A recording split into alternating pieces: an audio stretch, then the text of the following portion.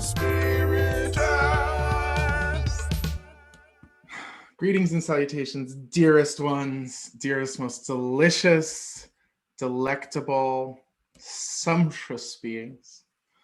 Welcome to the EdibleSpirit Hour.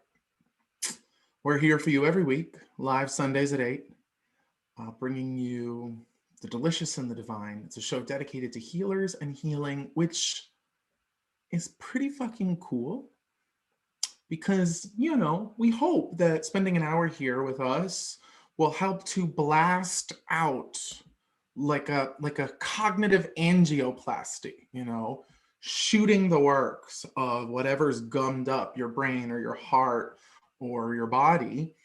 We've been in deep healing mode over here at Edible Spirit Central, working with chiropractors to literally get our body into structural alignment. So it's been a big week of healing for us, physical healing, physical whiplash connected to the full moon, which we'll talk about in a moment. But we're going to switch things up a little bit tonight. If you've been watching the show for a while, you know that we like to start with the Fuck Me Update. And this is a combination of astrology and the astrological and the culinary, where we share with you what we've been making this week, and we talk about the tips and tricks and recipes that have gone into this magic. So without further ado, let's just bring you right in on that. Oh wait, let's say hi to everyone. Hi Alex. Hi everyone. Okay, so oh, P.S. Also remember, we have an incredible guest tonight. Gangsta Gurry is with us. Healer, consultant,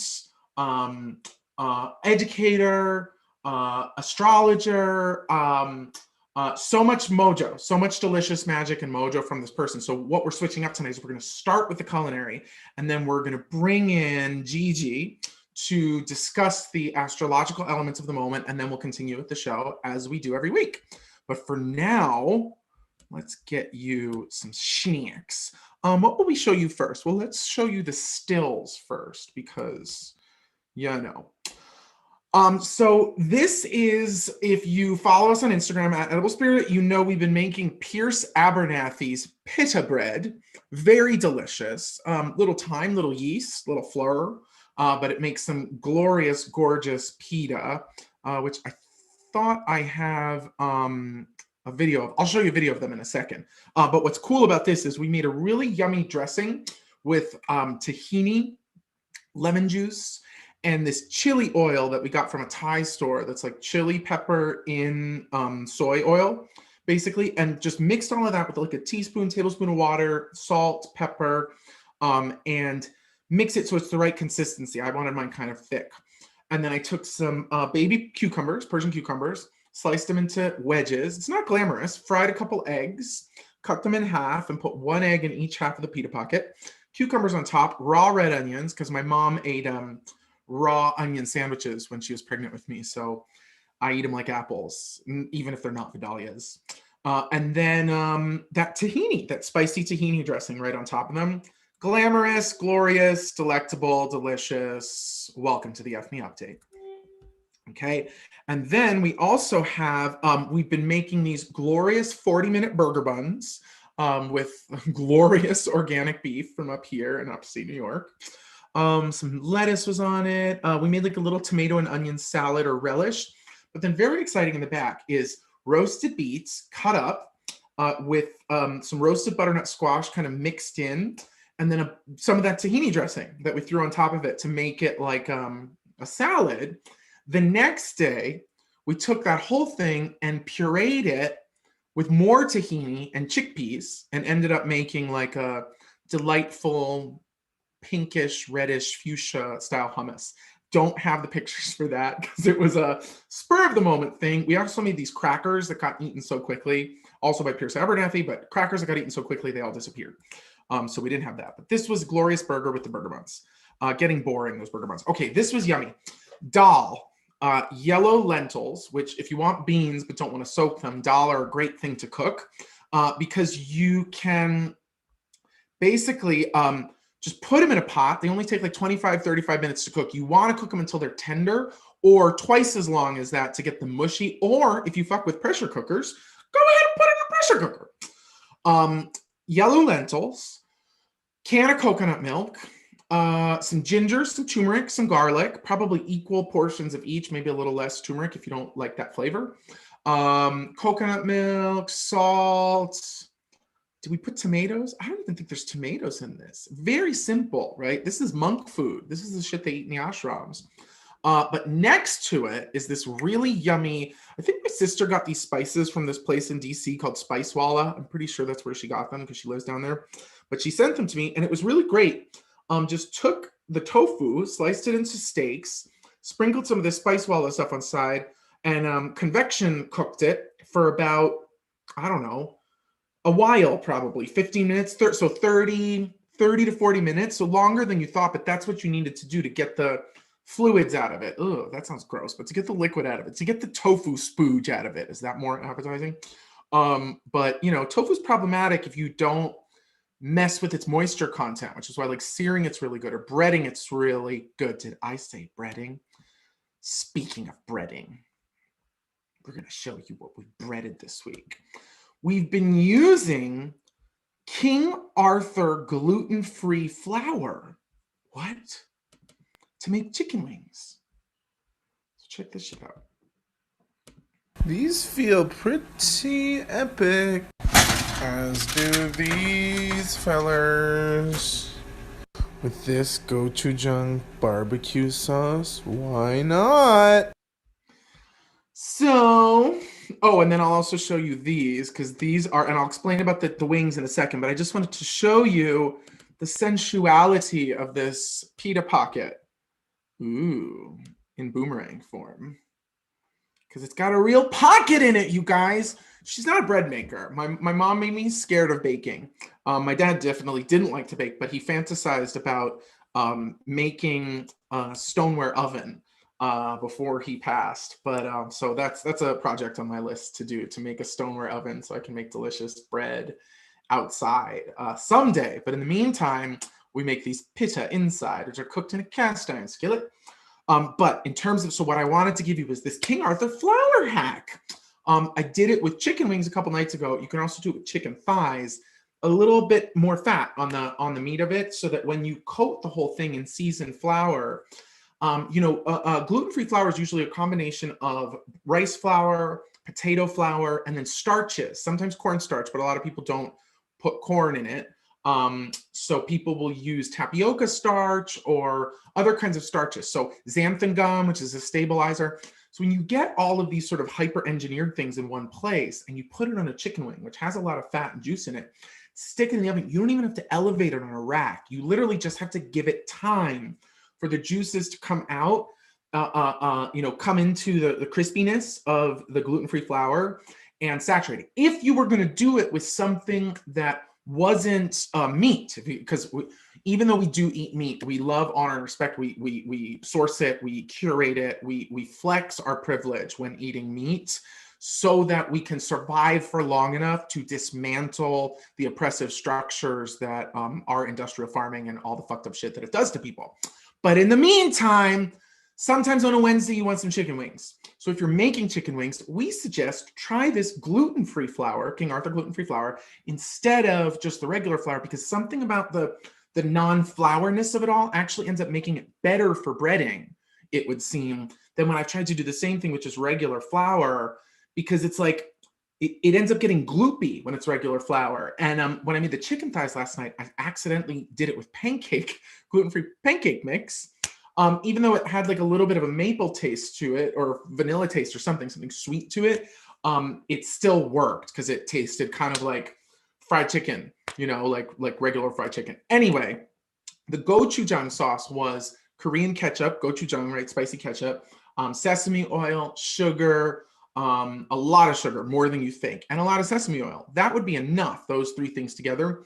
But then some soy sauce, some acid. So didn't use lime. I ran out of rice vinegar, so I used white vinegar. And then basically cooked that so that it was sticky, and then tossed the crispy wings once they came out of the oven and had a chance to cool and like set and get crispified. Craziest thing, they were still crispy the next day. Well, that was fun. Hope you enjoyed it as much as we did. let's bring in our guest because we want to talk to this glorious being who knows a thing or two about a thing or two. Oh, Edgar's here, and I'm saying hi, Edgar. So I'm glad I gave you the vegan disclaimer here, right? Because it is. We need to keep questioning sustainability. You know, kind of fucking question everything you've always taken for granted. That's probably a great way to figure out what oppressive, violent, racist structures you can dismantle in your existence. Side note, if you're actively dismantling racist structures in your own existence, you kind of can't be canceled. If you're not, I'm not saying I agree with cancel culture at all. I'm just saying the hysteria around cancel culture, it's like if you wash your ass, nobody's going to tell you it smells. And with that, I'm sorry, that was not a segue, but with that, let's bring in our guest. Okay, let's bring in the incomparable Gangsta Gurry. Hello, my love. Hi. Welcome to the EdibleSpirit Hour. Oh my gosh, I'm so grateful to be here. Listen, because I was watching in the background, I was like, oh, I need to make some of these meals. Like, this looks delicious. Like, but I don't cook for real, but I was getting all the inspiration. I was like, maybe in a future lifetime, this is something that you could create and whip up. Well, you know, the linkage in our practice has always been that spiritual alchemy or culinary alchemy, two different sides of the same damn coin. You know, it's like they're extrasensory experiences. You can make anybody cry if the seasoning is just right? That is true. Listen, because sometimes all you got to do is bring that energy into space, be like that little word, like, come on, baby, like, it's okay. And then the tears just start flowing. It's very real. Well, I'm so glad you're in this space, and we brought you in a little early tonight than we usually bring in our guests because we wanted to include you in the FME update and just pick your brain about the astrology of the moment. The main thing that we're focusing on is this full moon in Leo that just passed right on Thursday. And then also the Mercury retrograde, which started yesterday, right? Mercury retrograde in Aquarius. So I have my thoughts and theories on the whole thing, but how are you vibing with it? What was the full moon like for you? Any bullshit happened with Mercury retrograde? Tell me what's going on. I was about to say, listen, like, I don't know what's been going on in 2021 so far, but she can keep it. Like, she has been extra. She's been tired. She's been tawdry. She's been intense. And this full moon / like this beginning of Mercury retrograde is like no different. So for me personally, like this full moon in Leo, I know like leading up to it, there was a lot of energy in the air that felt like, oh, I don't know what I'm doing. Like, I feel like I know what I'm doing. Like, I should be putting my time, my effort, my energy more into myself. But like, I want to show up and be like this powerful, you know, boss babe, like, and all. It's just like these conflicting energies. And I feel like this full moon came through and it was just like, well, what is it that you truly want? And why do you want that? I think a couple of the other themes that have been circled around this past full moon, because we know Leo is like that very like aggressive, like I'm gonna show up, you know when I'm here, you know what I love, you know what I feel, and it's just like calling that in even more and like not finding fear in that. And I feel like that's like a theme that I have been, I guess, like trying to incorporate or just like recognize where in certain aspects of my life, like I have not been standing up for, not standing up for myself, but just not as confident. Like, what are those things that are hindering me from feeling that confidence, and why am I feeling that way? And like, how do I establish that, like, I'm here, I'm magic, like I'm wonderful. And I feel like this full moon is really like leading us into that. A lot of the themes, I went to this lovely full moon ritual circle on Thursday. It was hosted by this wonderful practitioner, Liana Naima. And some of the themes that we were like discussing was around like your inspiration or creativity comes from your inspiration, right? So it's just like, what are you finding inspiration in? Like, even at the very base level, like what is your fire connected to? And how can you kind of like siphon that into different aspects and different areas of your life a little more? Right, because Leo's that heart fire, raging, roaring, blaring. I was also just gonna say, you just put it so deliciously too, where I was thinking about, you know how the new moon hopefully then is followed by the sign that's opposite, which is the full moon, but then over time, like we just had the Capricorn new moon followed by the Leo full moon, and then the next will be the Aquarius new moon, right? Yeah. So to me, I'm like, oh, as you're saying it's almost like late stage Capricornism, where you're like, oh my God, I'm about to shift vibes into something new. Did I check all my boxes? Did I do everything? And I don't know about anybody else, but for me, the answer was no. I was exhausted and it was the holidays. And then there was a storming of the Capitol building. I'm like, no, I am not on top of my shit. Okay. And then Leo says, roar anyway. Roar anyway. Who fucking cares? You're gonna roar. And so I love that about the heart fire. And I was just gonna say too, like, I think sometimes that Capricorn-y stuff in the old world made it possible for us to feel on top of and in control of like our solar plexus personality self. But those structures are literally dying and falling away all around us. So we're left with this like, what do we actually, I think this has been my journey this week too, is what do I actually need to support in my core, in myself, and even in the way that I think of myself, my personality, my solar plexus awareness. What do I need to support that free, open heart, you know? And I thought that I had popped a rib last week or 2 weeks ago, and it turns out it was not a rib pop. It was a joint immediately between my third chakra and my fourth chakra that was twinged and literally making it hard for me to open my heart. And none of it made fucking sense to me until I was like, Leo, full moon, who am I? And what do I need to do to support my own sincerely, like helplessly sincere self-expression? Yes. And that's a really good question I think that we can all ask ourselves, because it's like, what can I do to support myself? Or even sometimes like, what decisions can I make about myself? Solar plexus, right? A center of commitment. What can I commit to in order to support my freedom? But again, I think all that shit's Capricorn era. Yes. And that brings us to Mercury retrograde, which I don't know about you, but I'm sort of reading this Mercury retrograde because it moves through Aquarius as this opportunity for us to like get our minds right with what we're going to be fucking with in this new Aquarian age. 100%. Because for me, it feels like this sense of, okay, so makes me think of like those old video games. Like you remember like, I forget what game it was, or like one of those driving games where you would like hit like the little speed portion and then like make you like drive a little faster. Makes me think of like old school like Diddy Kong racing and stuff like that. Like you would hit like these speed boosts. Sonic the Hedgehog, honey, yes. Yes, exactly. And it makes me feel like we are getting ready to hit like that little speed boost through life to kind of like get this sense of like, well, what really is out there for me? Like I know that for me personally, so like my North Node's in Aquarius. I don't know much about North Node. How I interpret it is the direction that I'm headed, the direction that I'm going, and what I need to kind of like actualize in my day-to-day life. And I feel like what is coming towards us at this moment is just like all of these different aspects, like components of who we've seen ourselves as throughout Saturn and Capricorn.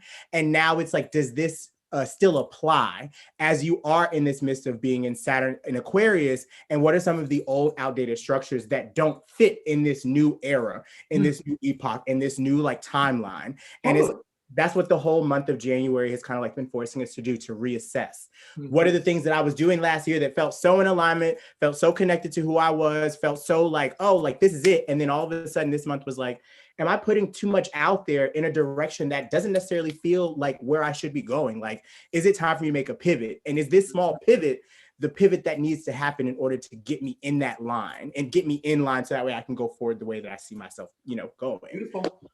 As you describe it, it reminds me of almost like a more practical, tangible version of ascension speak, where it's like, I don't know. I mean, maybe I'm not advanced enough to have been teleported to the 12th dimension during the great solar flash with, I don't know about you. I didn't see the solar flash. Sorry. Was it there? Was it real? So, but what I believe is that every time we learn something new, or every time we recognize our truth or we express our truth, we do these like little mini leveling up, little baby level ups where it's the same shit, different day, but it's just like a little bit more refined and we're a little more conscious of what's going on. And it's a little easier to spread the love and to share the love and give the love. Like, to me, that's fucking human evolution. It's not about teleporting out of this plane, okay? But meantime, it's like this moment from beginning of quarantine to George Floyd and Black Lives Matter up to now, and the election and the storming of the Capitol, all this stuff, there's so many things that are happening to all of us all at once that are affecting you. Like, it's clear it's affecting everybody, even if they don't know it's affecting them. There's all of this highly observable phenomena that's going on. So it just makes me think, like, we're all dealing with the same input. And this Aquarian stuff is going to like speed us up, lift us up the way you're describing it. So I like using this model of ascension where, like, if there's an uprising of the frequency, if there's also literal motherfucking uprisings happening in our frequencies, there's certain shit that you can't take through the portal. Correct. There's stuff that you can't take with you. That's the stuff you got to leave behind, so that you can, as you're saying, like, oh, all these things I feel so comfortable with that I had no choice but to get comfortable with during quarantine. Now it's like, word, okay, how am I going to lighten my load? And how are we going to keep going? How are we all going to get along? How are we going to live together? I think those are all very Aquarian questions. They really, I was about to say yes. And on top, and in addition to that, it's like, okay, so now that I've shifted out of, like, it's going to take me kicking and screaming to the next level, even if I'm not aware that I'm making these changes or these things are happening, like, they are going to happen. If you are aware of everything that's going on around you, it's about like staying open and staying receptive to the transformation that is like actually tangible in this moment, and recognizing that it's not just happening like in your personal world, it's happening globally, the whole world. And I love that, but I love that what you're saying, that even if you don't know exactly what the fuck is going on, or even if you're trying to check out, or even if you are checked out, PS, so much trauma work being done, so many people being triggered and traumatized and re-traumatized, and like, some people are even getting traumatized by hope because it feels like guilty and selfish to try to be hopeful right now. So that's all highly problematic. But what I'm saying is that even if you don't know what's going on, I think there's some very practical guidance in what you're describing too, which is like, lighten your load, let something go, or even more importantly, with the Leo full moon, shine your light. Like you said, like your friend said, what is inspiring to you? Who are you now today? Check in with yourself and make sure that you're shining. To me, I also associate Leo with inner child stuff, where it's like that helplessly sincere, open, honest, loving, part of yourself that just can't help but pour themselves out there. So I think it's like, you could even ask a question like, what do you love so much about yourself that you want to hide it from people? Or that you find yourself hiding it from people, and then make this work about letting that out. And then I think if you want to tie it back to the collective and to the world, when you learn how to do that yourself, help someone else do it. Help someone else come out of their shell. Help someone else express their truth. We always want to try to pay it forward. Amen.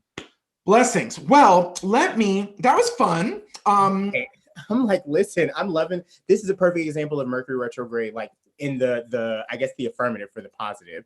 Like, and I think that all, especially in Aquarius, like now that I'm thinking about it, I'm like, all of these thoughts, all of these higher mind thoughts, all of these, like, in the level of intellect and being able to connect on an intellectual level across like timelines, across like understandings, like, and it being able to transform how we connect and communicate, like moving forward. So listen, I could go on and on and on about that all day.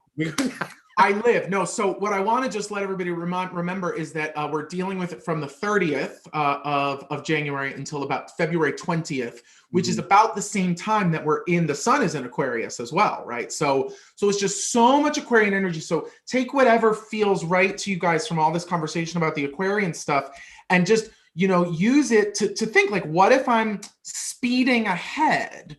How can I lighten my load? How can I take something heavy away or process something so that I can just like hopefully proceed with optimism and potential, faith in our collective, faith in our humanity. It's very easy to go the other route.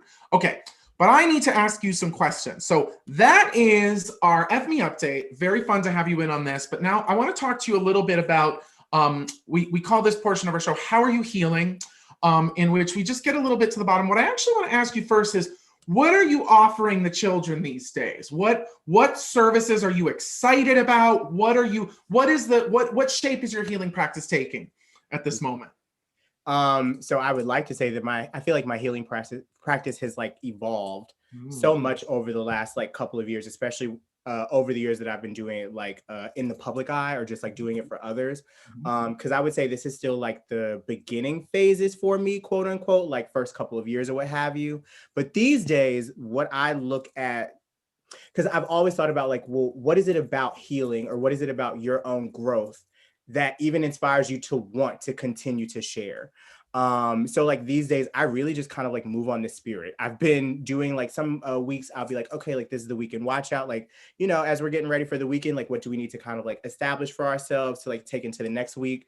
But that's all that I've been doing as far as like tarot readings or like readings in that sense. Lately, I've just been really into my own like candle magic / like candle Reiki and stuff like that. And that's partly why like yesterday, because we had this conversation, some people that know, like a lighter exploded in my face yesterday while I was like doing things with like candles and stuff like that. So like I'm very into fire, but it kind of like blew up in my face yesterday, but I felt like it was a sign like, hey girl, sit down. Like it's time for you to take a nap. So I was like, all right, got you. No, I mean, that's fire element, right? Fire element, you got to keep an eye on it. You can't let it flare up and you don't want it to go out. You want to keep it in that. One of my favorite decks is, that I used to use all the time is the Crowley deck has the Princess of Wands in it.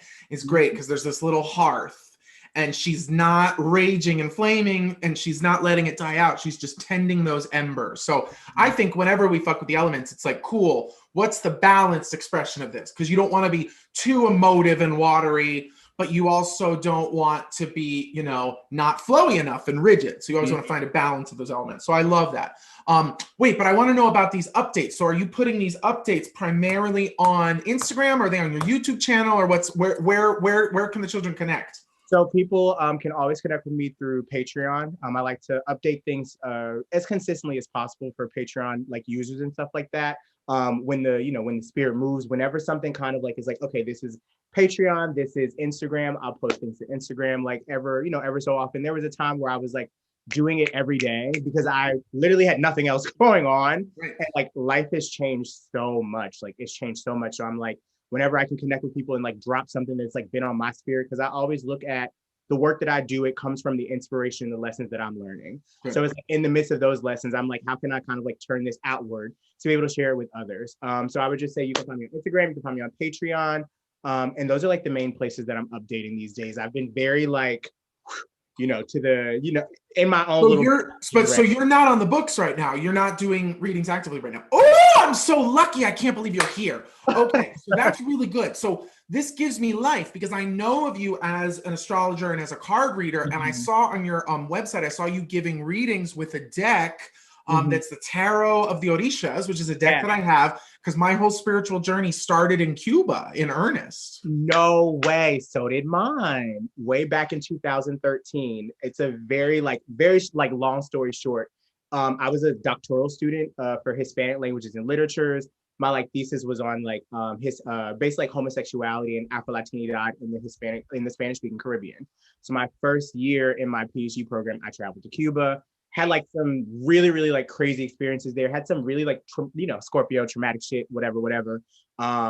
Actually not whatever. It was really bad, but it made me kind of like get pushed into this mode where I didn't know what I needed, but I needed something. And I met a professor from like a college in I think it was like UVA, like University of Virginia. He had two of his his students with him. And I met them randomly at this conference that they were having in regards to just like literature and stuff like that in Spanish speaking Caribbean. It was like at a library. And he had met me there and he basically was like, I know where I need to take you to, and took me to my first Babalao.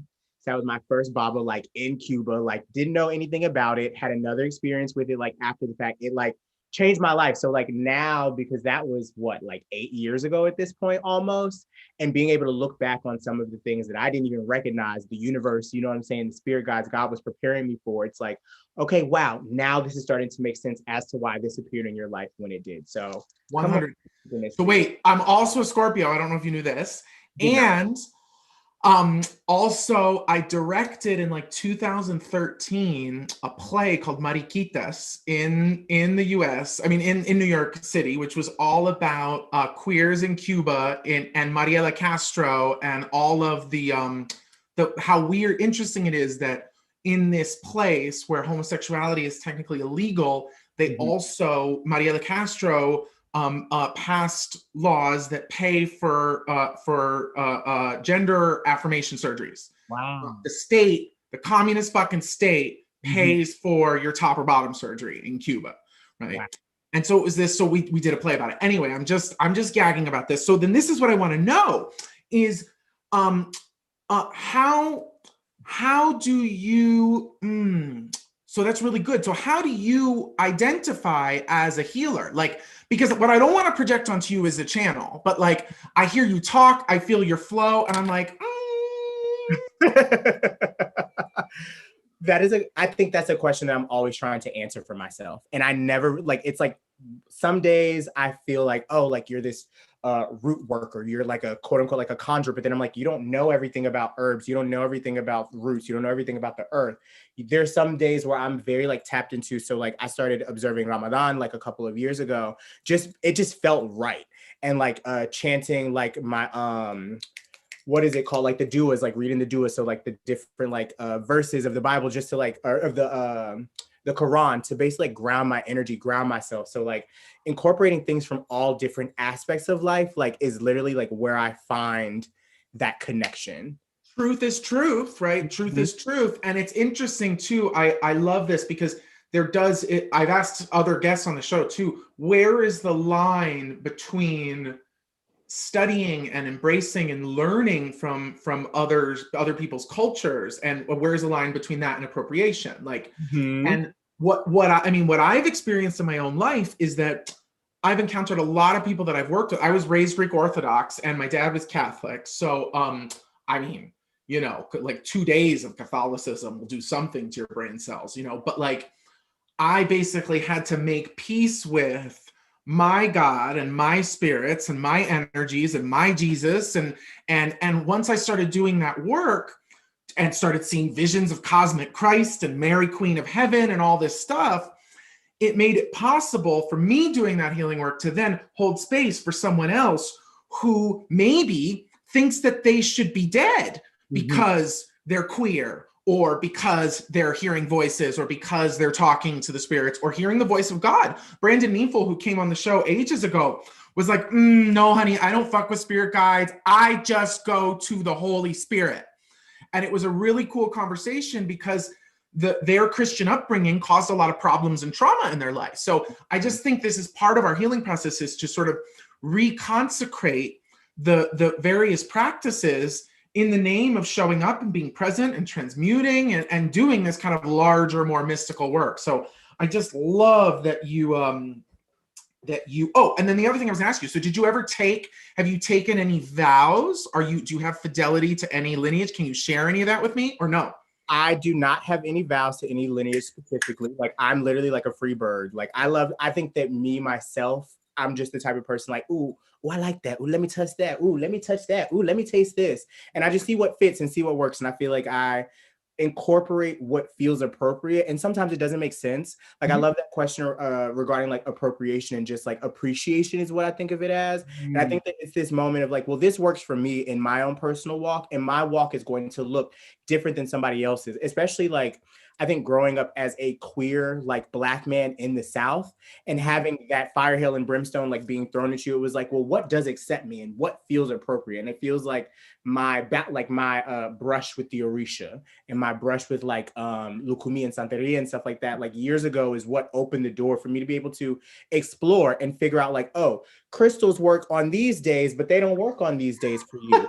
Like, you can sit with your incense and sit at your altar and sit and like pray, but then this isn't going to work on this day. Like sometimes you need to go to God and go read your Bible. Like, and it really just depends on, I guess, like where I am and what I'm feeling, and being able to like dress up in that and assist with that healing with myself. And then also being able to, like you said, see that in other people, because I think that part of this journey is like understanding what love is, and understanding that love comes in so many different forms. I think about like, with religion as kind of like the container, it's like everybody has their different religion. It's that different language. And I think spirituality is kind of like the next stage of that, and being able to maneuver through those different languages and connect with people from those different identities, those different backgrounds.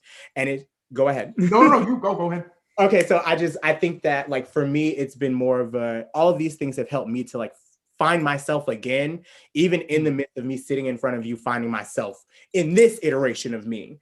And it's like, how do you pass that knowledge backwards in order to bring people across the ledge so that they can find themselves in this iteration of them? Well, I think, it's interesting. It reminds me of the part of Aquarius that's also about the group and the cult and the collective. And the interesting thing about the collective is that the only power of the collective at the end of the day is ostracization, to kick you out of the collective or to threaten you with being, ejected from the village or from the religion or from the church or from wherever.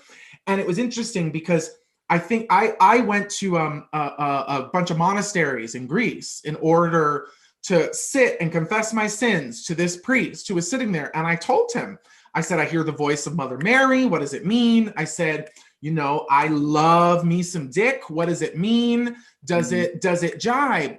And they were like, whoa, like you. And I was looking at them and and he told me that I had to fast Wednesdays and Fridays, say, Lord Jesus Christ, have mercy on me, a sinner, at least 1,000 times a day, that I had to break up with my husband, that I had to go to church every Sunday, abstain from all sexual activity, and then maybe someone would hear my confession, right, was what he said. Then maybe I could have communion. And I looked at him as he was like threatening to push me out, as I was just telling my truth to him. And I went, ooh, you can push me all the way out. I don't want to be here. Yeah. But the healing side of it is that that's very scary if you don't have the confidence or the heart, the courage to stand on your own and be accountable for what you believe and for your experiences and for your relationship to the divine. It's very easy to surrender that relationship to someone else to tell you what to do and how to flow with it. But in the end, it's like, this is why I think you're magic, because whatever the fuck you're doing, you are flowing. And I know that even if you don't go all the way to the truth or don't feel like you've hit the truth, I know you are approaching the truth. I know that that is your dream and that is your goal and that you're moving towards the truth. And what that does is it shows people self-expression in flow. And when that self is being expressed, there is no room for shame. There is no room for guilt. It literally burns it away, so whatever you do, I just hope you keep it spicy and flowy and just keep approaching that truth. I wanted to see one more question for you. How are you healing yourself? What are you doing to care for your own titties? Are you rubbing anything on yourself? Are you eating anything? Are there creams and salves? Like, what's your story? How are you caring for yourself? So first off, I cannot let you just skate by that without saying thank you. I'm like, oh my gosh, like you feel it. And I'm like learning how to really just like live in that self-expression and knowing that that's what's saving me. And all I want to do is continue to pass that forward because it's what I've learned. So thank you for that. Amen. What is taking care of me right now? Like, I feel like with this whole little burn thing, like this is throwing something like another wrench in it. So I'm like, okay, well, I've been taking care of myself. I was telling myself like, make sure you're hydrated, like make sure that you do your little face mask and stuff like that. But now I have to take care of myself in a different way. So it's like really tending to the rest, really tending to like taking a step back. Like what I've noticed, oh my gosh, like the cell phone / like technology disconnect has been super important lately. That has been nourishing my soul, just like being present in the day-to-day. Yeah. And I feel like my parents sometimes when I'm like, oh my God, like the phone, like, because it's just so overwhelming. But it's like, not because I remember when they used to be like that. And now I feel that way where I'm just like, I need to like separate from these things in order to kind of like bring myself like back to like this base ground. Like, you know what I mean? And I do have like, I love, oh my gosh, these things called soul drops. I don't know if you've ever heard of these before. Oh, tell me. Soul drops are these, they're basically like, what are they kind of like likened to? Not like, it's not like ayahuasca, but it's like the equivalent of like psychedelics essentially, but not really. It's more of like, I've used them to help with my mood. I've used them to help with like my mind, to help me like sleep. but they're like microdosing. Microdosing, yes, I was gonna say it. Yeah, good. There we go. And it's basically like using that energy to kind of like help me to ground myself. I remember last year I was using like a variety, like the different types they have. They have one for your mind, one for like healthy energy, like all that type of stuff. But I've been using the one for the mind lately because I've been trying to get back into this space of expressing what's on my mind. I feel like my Scorpio shell had kind of like engulfed me for a little bit as far as like feeling that level of comfort around expressing what was going on up there. And now I've just been like leaning into that a little bit more, just so that way I can notice that like at this time in my life, what's going on, like in my independence and like my effervescence, like it can be received and like it's something that needs to be heard. So that's really how I've been putting myself out there. I think it's really important to remember that, especially when you go shooting the rapids to the edges of the universe and back in the name of healing and love and light, that it does take a fucking toll on all your bodies, whether it's the physical, the emotional, the mental, or the spiritual. Your astral bones can get achy. It can all become problematic. And it's like, you got to, but I always try to remind people, like, whatever you need to do to get grounded, but then also just approaching balance in all these spaces. Because I used to be so hard on myself where I would be like, I'm not allowed to do a reading unless I've meditated unto perfect clarity. Yeah.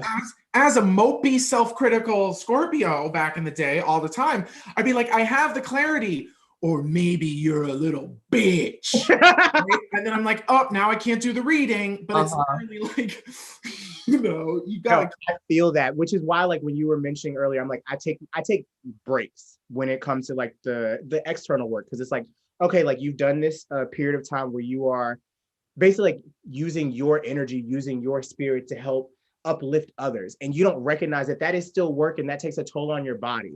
And especially like when I first started doing things, because there was a time where it was my main source of like living, and it was like there's this gift that you have in your hands, and it was literally like God was like, okay, bitch, like you have this sitting right in front of you. What the fuck are you gonna do with it? Like, are you gonna sit here and whine about it, or are you gonna get out here and help these people like you know that you want to? And it was like, okay, great. Then it was like, okay, like now you need to take some separation and integrate everything that you've learned, everything that you have assisted with others, because everybody's a reflection of you. And how do you take that time to just like take these lessons so that when you do come back, you're ready to go and you have that fire, you have like that flow a little bit more. Yeah. Beautiful. I love it. And we're gonna keep talking about this after the show. We're gonna keep talking about the theories around channeling. But what I was gonna ask you when you were talking about what were you describing? But you were talking about root working with the roots. Mm-hmm. Let's say you're working with the roots, and let's say you're cooking something up, and you don't know what it is, or you don't know the expertise. Do you feel that you have an awareness of where to go inside yourself or around yourself to ask spirit, what's the formula here? Oh, for sure. Like, and I feel like that's one of the things that I've had to learn recently around, like, you have these things that are right in front of you, and it does not have to be something that is complex. Like, bitch, you go to the store, you'll go grab like your little rosemary, you'll grab your little bay leaves, you'll grab like these very small things, you'll throw it in a pot, and then it's like I have probably over like 60 to 70 like different like condition oils from like different practitioners like that I've basically like gotten over like the last like 2 to 3 years. Wow. And it's like I have like these different like little condition oils I'll throw into like the candle Reiki that I do, or I'll throw into like my spiritual baths. It'll be like, you have like these ingredients, do this many drops, pray over it, read this psalm, see how it feels. And what I will do is like note the ingredients that I'll use, note the amount of days that I'm kind of like doing the spiritual bath or whatever it is, working with these roots, working with this candle, whatever. Notice the shifts. And it's really just like taking that information and knowing that like this works for me. It may not work for everybody, but this is working for me. If this is something that I can see that is having similar results, or the method in which I'm going through to like create this, then this is something you pass backwards, because there's a formula here, and you can let people know like, hey, go for it, But this is what's beautiful, and why one doesn't necessarily have to be specifically aligned with a lineage. If one is exquisitely only sharing what you have directly experienced, what you can directly comment upon, right? And that's hard when you first get rolling, but it's something I always try to teach my students. I finished teaching a class today, Aura Reading for Self-Care and Social Justice. Round 1 is wrapped. We're going to come back again in March. But the vibe of it is, I always try to tell people, like, you don't need to read all the chakras. If one chakra is screaming at you, you don't need to fix all the issues if one thing is coming up for healing. And I think this is channeling physics too. Channeling will often, if you're getting a message verbally, for everybody's watching, if you get a message verbally, sometimes the energies or entities you're working with won't give you more until you acknowledge the first thing that comes in. I always tell people, I was doing a channeling circle ages ago, and a woman got up and she was doing her channel and she was very frustrated. She was so mad when it was over because it didn't work. And then we're wrapping up the class and we're all about to go our separate ways. And she goes, you know, for about 2 hours this afternoon on the way to class, I was hearing someone in my ear going, hey, bada bada, so wing bada bada, hey, bada bada, so wing bada bada, hey, bada bada, so wing bada bada. And that's very fucking freaky if you're not expecting to hear it. But then she came to channeling class, it all stopped. And then when she sat down in the chair, it started again. And I said, please, my angel, for the love of God, next time, say the word. But your spirits can't give you more if the thing that they're giving you freaks you out. So you got to pass it through you, equalize, settle, and then the next thing comes, and then the next thing comes, and then the next thing comes. That's the healing right there. And that's how the healing actually manifests itself in your life, when you acknowledge the work that you've done in order to get to that place, to receive that message and move on. I really love it because I get to learn so much when watching these videos back and editing them during the week. But usually it's because I'm looking for the good. I need to watch this again because you've said some shit that I need to remember. So we're going to come back. Okay. Meantime, if you guys are watching and you want a reading from me or from Gigi over here, you are very welcome to join. You can join the Zoom room. You can go to EdibleSpirit.com and click the link to join the Zoom room. You can also find a link to the Zoom room in our Instagram.com/EdibleSpirit. There's a little button there that you can click. You can join on the phone. You can join from your computer. You can join from the toilet if you want. I don't care. But you're welcome to come in, ask us as specific a question as you like, as general a question you like. You're also to say, I don't have a question, I just want a reading, and we will give you what we get. And now, with your permission, my dear, may I offer you a little snack by way of the reading from the Edible Spirit Collective? Absolutely. Listen, let's put myself up here. Allow myself to receive, okay?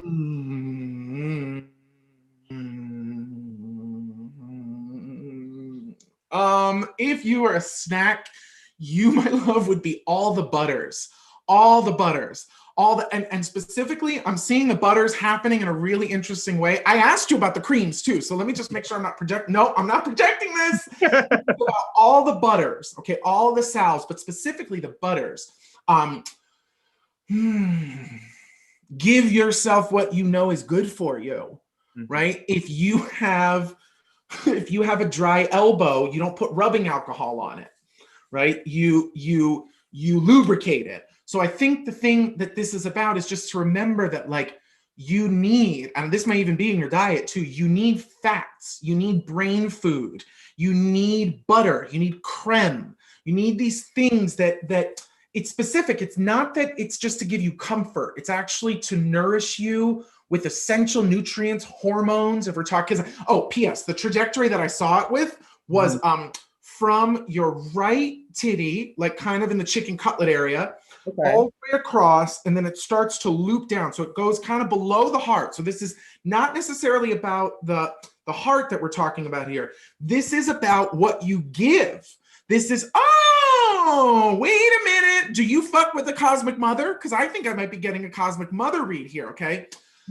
So this is just saying what happens when you breastfeed, when you feed the children from your titties, that they get chapped and dry and sore and calloused. So there's an element of literally, like, people make fun of me because I'm always talking about the titties, but because to me, that's Leo energy. I felt it. Okay. Like, I was like, let me tend to them because I ain't touched them in a minute. Okay. You got to tend to them because these, in the edible spirit practice, this is literally the space of your body that metabolizes the energies and frequencies of maternalism, of being the mother, right? Of being the giver. And we were talking about it in class today, that the shift from human to healer is really just, it's not so esoteric because everybody has these gifts and abilities available to them. The shift is one of taking accountability for these gifts, owning them.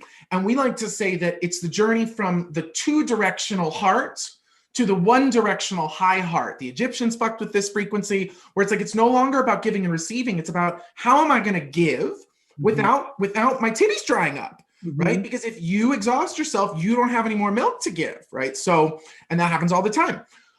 But meanwhile, I just want to see where it goes to. So then this butter, and it's all the butters. I'm seeing cocoa butter. I'm seeing all these nuts, some other kind of nut, big nut butter, like a big nut butter. That's nut butter. It's not, and it's all cremes and salves. And okay, so from the titties around this way, down around the ribs, and this is specifically about just remembering to protect yourself when possible from literally thinking I can eat all of this and move it through my body and pass it. Maybe that's a physical thing, but I'm reading this as a spiritual thing where it's literally like, someone said to me once, and it was great advice, you don't have to hug everyone. Some people, you can shake their hands. Some people you can wave from across the room. I think you have these boundaries because of your Scorpio shell, but I think there's this thing that's helpful to remember sometimes when your gifts are popping. Just because you can do the reading or give the healing doesn't mean you must, right? Just because you can eat the sin and process it and turn it into light and remind them that they're good doesn't mean you have to. It's always optional. So I think this is actually a result of feeding too many children and taking in too much, that the body butter is just trying to salve itself around you. And then it goes around the lower back where to me it just says, comfort yourself, slow down. For me, lower back is about support and also financial support. And it's like, yeah, don't worry. Yes, budget. Yes, slow down. Yes, chill. Don't be spending like crazy. But it feels to me like your whole system is trying to return to the second chakra. That's where the spiral ends. So it starts at the heart. It bypasses the solar plexus, doesn't even fuck with the solar plexus, and ends up in the second chakra. And this is literally saying that you are tracing the path back to your sweetest, most innocently inspired flow, right? So it just says to me, you're trying to find a simplicity again that makes all of this fun and watery, not so fiery, not so hot and spicy, not so cracked and calloused, much more lubricated, much more unctuous, much more juicy, right? And then there's just this element of, I think, they're showing me all the facts as like brain food in this case. So this is a progressive process of really giving yourself what you need.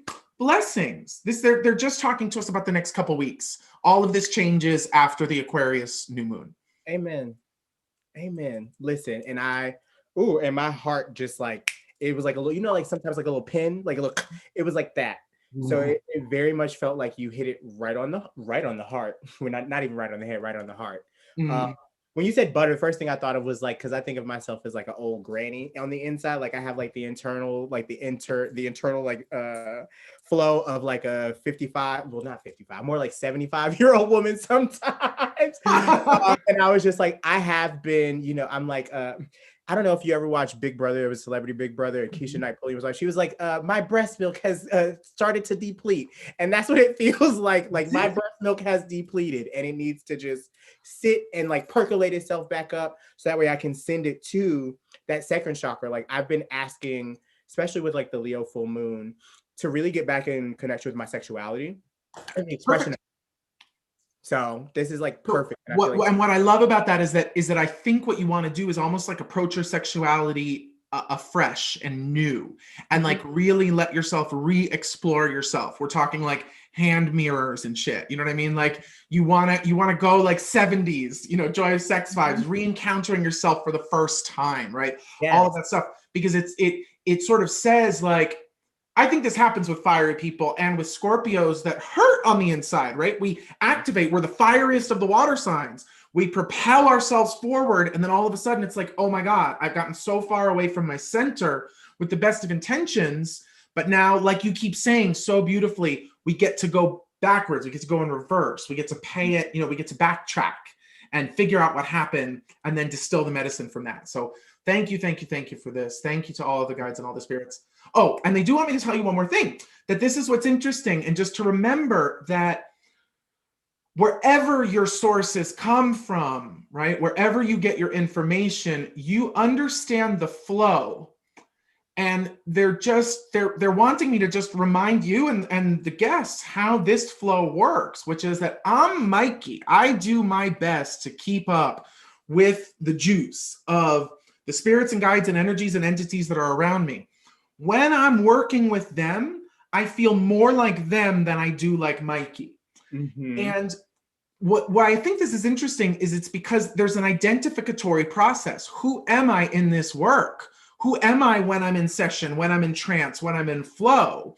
And yet one of my teachers who taught me all my psychic stuff, she always said, new powers and psychic growth is an LGBT process. It's a process of coming out. There's a process of shedding skins and revealing your truth and doing all this stuff. So I just think it's really important for you to, I do, we can talk about it later, but my spirits are trying to say to you, make of this what you will, because sometimes there's a lot of peace in letting yourself dissolve in the thing that's bigger than you, rather than what channels sometimes have a hard time doing is jumping back and forth between the channel and the person and the channel and the person. But as you crystallize it a little more and go, this is me, and then this is the channel, it becomes a lot easier to bounce back and forth because you never really lose your center. You are just as much existing in the collective or in the spirit realm as you are here. It's just, I would just say, don't be afraid to like come out to yourself or to me or to others or whatever in a very specific way, being like, these are my new fucking pronouns. This is how it's working. This is how I want you to call me. People will notice it on here, and I used to be really precious about it too, but like when I'm really in flow, I can't say I have to, I don't want to affirm I versus you. I want to affirm us. Mm-hmm. And it helps me to stay in the flow a little bit better. But now that we're doing the show, I find it's useful to talk about this stuff with people, to go like, Mikey doesn't cease to exist here. I just don't feel as much like myself when I'm sitting in flow, but that doesn't mean I'm gone. It just means it's different somehow. So I think my spirits wanted me to share that with you, just so it's like, don't be afraid to like make it denser than it has to be, so that you can then give the elevator pitch about like, this is what's going on. And then nobody's going to ask you any more fucking questions because you just neutralized all the questions. Preach. Received. Okay, good. I was about to say, listen, like, you didn't have to snatch my wig like that. Like that was I feel like that was everything that I needed to hear. And then also touches back on what we were even discussing before we hopped on here. You asked me like, should I call you Gary? Should I call you Gigi? Like what is, and I was like, oh, you can call me either. And we like wanted to have that conversation around like the distinction between like those energies, because like, I think that putting the glasses on, like you could see like between our conversation, like I was like, the glasses come on and this feels like them, like this feels like Gigi is present, because it's like, I'm not thinking about all of the physical things that are happening. I'm just feeling what's here and not letting what my quote unquote like rational mind would normally like do, like stop me from that. And it's like going through with that and being able to like recognize that that's not just me that's doing that. Like, that's not just me in this physical that's doing that work. There's other energies and other things that I've done to myself to usher that in and recognizing that. And it's really beautiful, because then when it's set up like that, then Gary can bring the rational mind into the space and be like, this happened to me the other day. Someone wanted me to sit and channel with them. And we got into it. And the spirits kept being like, is this clear? And they kept being like, no. And they said it a different way. No. And they said it a different way. And then finally I had to break the channel. And I was like, I need to fucking step in here and translate this into English for you, because you are clearly not picking up what they're putting down. Mm-hmm. But this is how I've been rocking for a long time. So I have a little more ease of going, oh, no, this is the channel. This is my fucking opinion about what we just received here. Okay. So Yes. And that is a word. I've definitely noticed that too. And it's like, oh, like this, you just made that connection for me. Like how you separate between like the channel and yourself and being able to like intertwine like those two energies in that one moment. So bloop, locked and loaded. Thank My you. love, nobody can explain it other than you, because you're the only one it's happening to. Yep. That is so true. Don't be afraid to try it on like a wig and fucking change the wig next week. Woo, okay, listen, because it's going to be nice, long, and blonde this week. I'm feeling very Swedish milkmaid, okay? I love it. Okay, well, we are at 9 o'clock. We're going to go a little bit over, but we do have someone waiting to come into the room. So let's bring them in and say hi and see what they have to say. This is 1-900 Delish. You are on the air with Gary and Mikey. Let's bring them in. We're bringing you in, Ilham. Let's see if they're here. Hey. Hi. Hi. Welcome. Oh, we're trying to unmute you. Here you go. Unmute.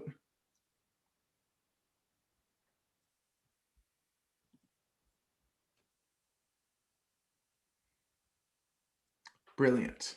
We're almost there. Move out. Come on. Hi. Sorry, this is for my mama. Marvelous. Hi, welcome. What's your name? Shannon.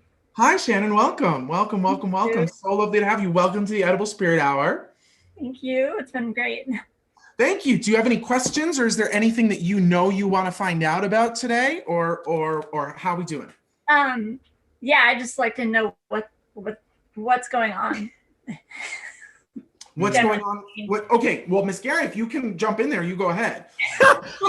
But I'm sorry, because it was anything or apropos of anything, what's going on regarding, or just I just have like a lot of spinning like things going on, like, and I have a hard time containing myself, and it's all like spewing out everywhere, and then I get like really easily kind of influenced by whatever anyone I'm next to says, as like, oh, that must be true, but I don't necessarily know. Actually, I know it's not true, but I don't know then I forget my own truth. Got it. Will to assert truth. Okay, well, I'm going to plug in for just a second, but do you have anything you want to share, Gary? Or honestly, like the first thing that I felt or like was hearing was like a sense of like sadness. Like it's a sense of just like this overwhelming sense of like, who am I separating myself from? And it doesn't have to be like a complete separation, like cutting this off, but like recognizing that you are a sensitive person and you've always been open to this sensitivity. And that dog barking in the background, I don't know where that came from, but that feels like a universal, like, okay. But it's more of like this, how do you separate yourself from knowing like when you are tapped into that energy that is not yours, that you're able to sidestep away from it. And I think it's all around like your environments, like what you are feeling is not you, and you're able to recognize when it's not you, but how do you speak to that? I don't know if this connects in any type of, but I'm feeling like this sense of like, you know what rooms you're supposed to move out of right now. So what spaces are not resonating in the same way because you've either outgrown them, or the people looking at you in a way that they were looking at you 5 years ago, 10 years ago, don't see you as this beautiful Shannon today. And how do you allow them to recognize that? And if they don't, you take your energy, pick up your bags, pick up, your hair, your wigs, you know what I'm saying, your purses, and step on out. Make sense? Mm-hmm. Good. And I got one other thing that vibes with what you're talking about 100% here, Gary, which is I felt all of my energy immediately get dropped into my root and into my circumstances. And what I want to say to you, and I just got this feeling of wanting to say to you, like, it feels to me like you're very much in your body right now, maybe in a different way than you've been. And that actual landing in your body is what makes you suddenly aware of all of these things that are uncomfortable. So I was like, are you highly sensitive because you did something quote unquote wrong? I don't think you did something wrong, but I'm like, did you do something? Is this a consequence of something? And what I got was, no, actually, it's been happening to me lately where if I'm talking about the root chakra, I start smelling things, like smelling very like dense things, like where is this funky smell coming from? I'll be like, okay, but that's root chakra associated with sense of smell, which says like, look, it's as though you're looking around from inside of your body at the world around you, and the colors are brighter. And I agree that you've been this sensitive for a long time, but I just feel like it's a whole new thing. But then here's the other interesting thing. I get a message, well, how did you end up in the root chakra then? How did you end up in this space? Oh, P.S. I think that's what I would connect to your room read too, Gary, which is like, When you're in the room, you can smell the shit in the room. And you're like, ugh, I don't want to be in this room anymore. This is overwhelming. This is confining. This is too much for me.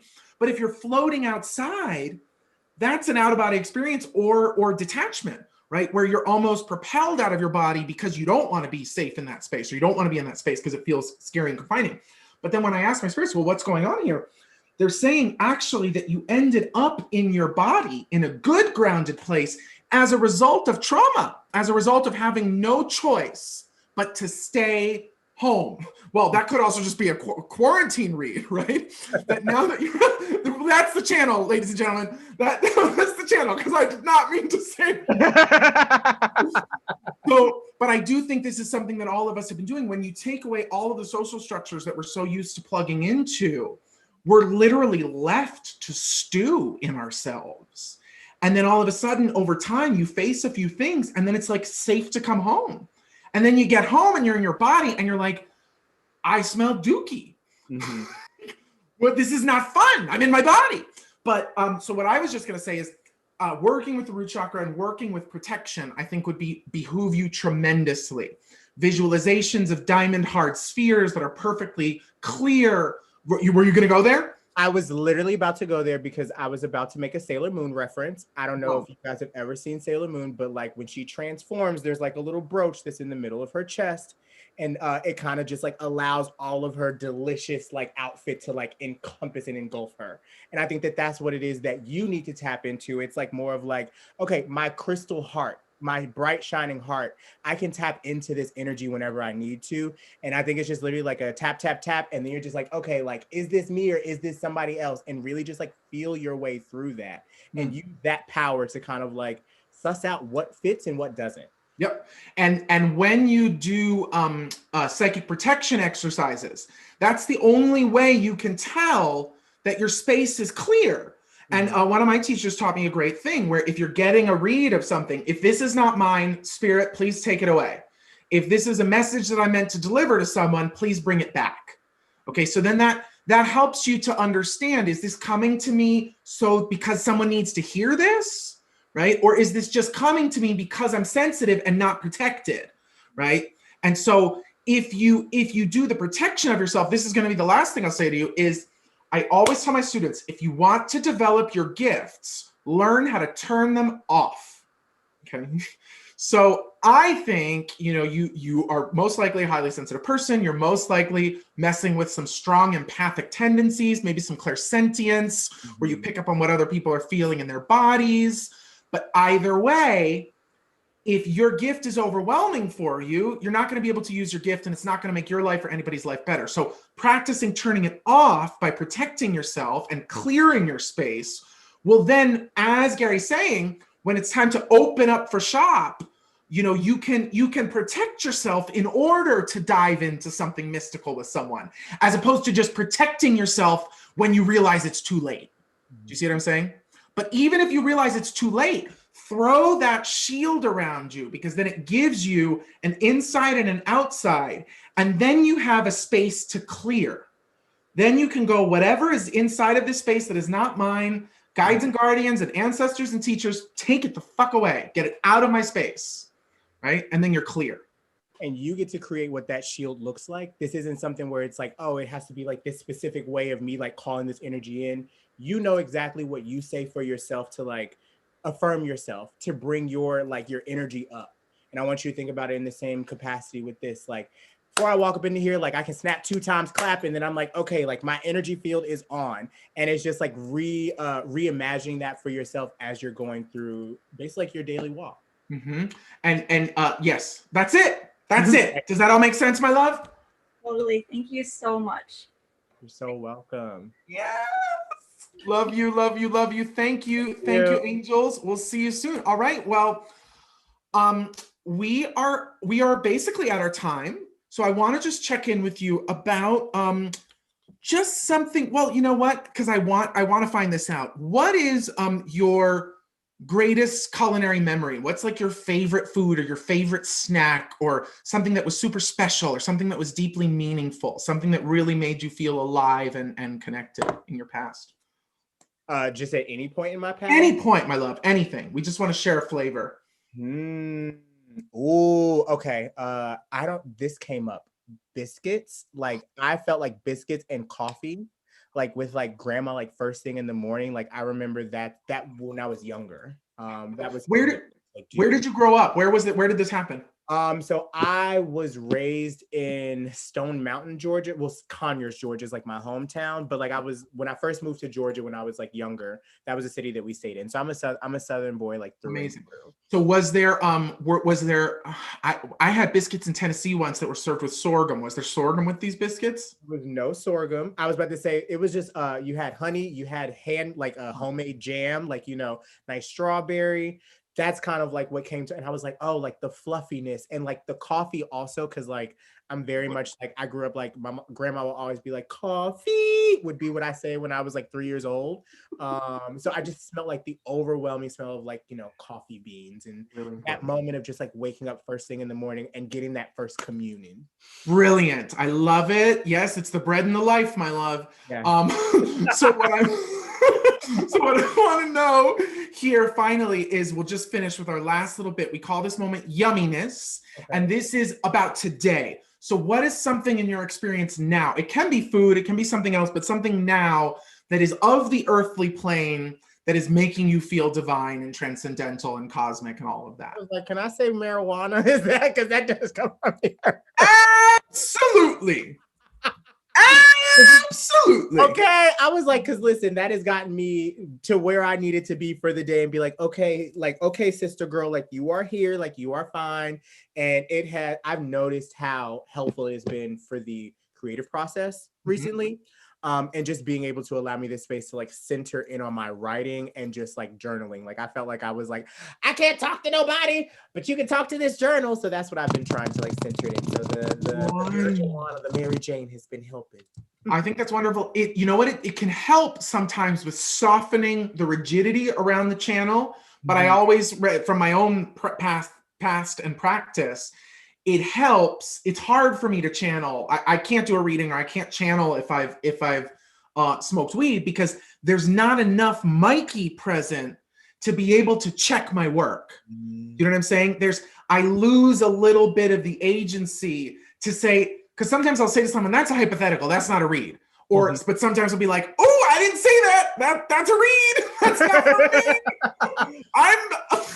It's funny you say I'm literally like the complete opposite, but I have an ancestor, my uncle who transitioned a couple of years ago was the heaviest smoker. Like I remember like picking it up for him when he would like travel and stuff like that. So I feel like it's part of the channel to help like part of your lineage. Yeah, no, that's agreed. And that's what I mean. My channel opens. It's just harder for me to be like, oh, this is what it is. So I'll share you my little thing is this amazing smoky quartz ovoid, but it's actually a massage stick. And what I love about it is that you can basically like use it to it's a massage wand, and it's round on both edges, but you can basically use it to get deeply into all of your nooks and crannies. And like I said, I've been having this rib thing happening.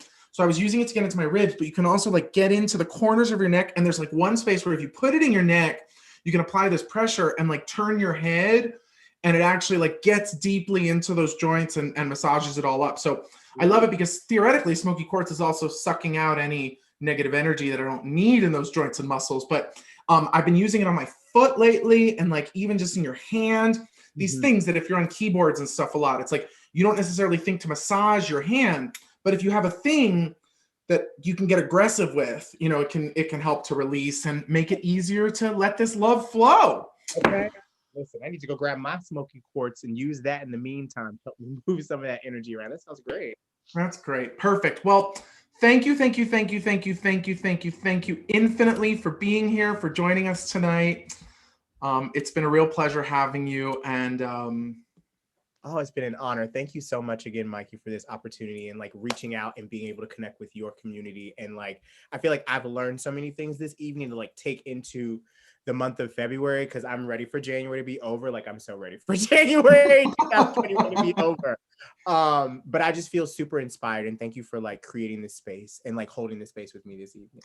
It is my honor and pleasure. It never ceases to amaze me how the things that you and I couldn't even possibly clock as being helpful right now are vibrating out through the community. And if anybody who's watching has anybody amazing that they want to send to the show, hook us up, connect us, because we're all just trying to build these networks of light and build all of these juicy spaces of connectivity to just get together and make healing very normal and very easy and very, grounded in snacks,